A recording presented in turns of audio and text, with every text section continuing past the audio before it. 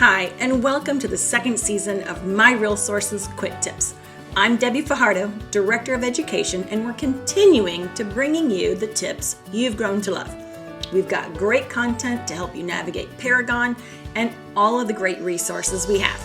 I hope you'll enjoy today's quick tip. Once you know where to look to make your changes in your Collab Center, you'll find it's fairly easy.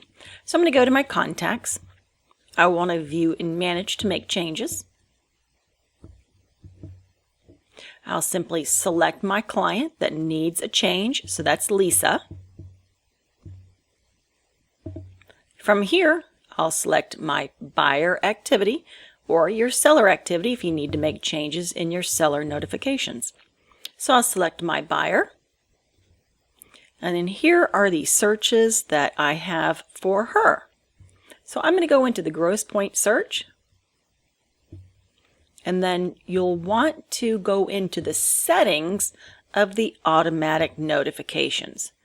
To edit the search itself, you'll want to go up to the blue bar and hit Edit Search. You can also resend that invitation if necessary. So I'm going to go in and change the settings. Here are your notification options right in the middle.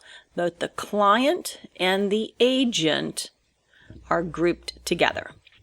So if you need your client to now be on immediate notifications, just simply select immediately, and as soon as a new listing or a change comes onto the market, your client will be notified immediately. Now when you want to change from immediate to recurring, remember, you'll need to set the time frame. And for this client, I have her at weekly, just on Wednesdays at 7 a.m. Yep, this one's just a little different. She'd like a weekly report because remember, Lisa Harris is actually one of My Real Sources trainers. And then as far as the agent notifications are concerned, simply make the same changes. And under your time frame, you can change the default time setting in your Preferences wizard. Under Preferences, just select Collab Center Preferences Wizard. So I'm not a fan of changing it every single time. You can also add a spouse or a secondary person on here.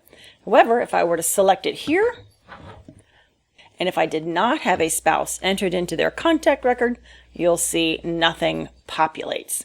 So I'll go ahead and select OK. And in her contact information, as I scroll down, you'll see Jeff is her husband, and I would add his email.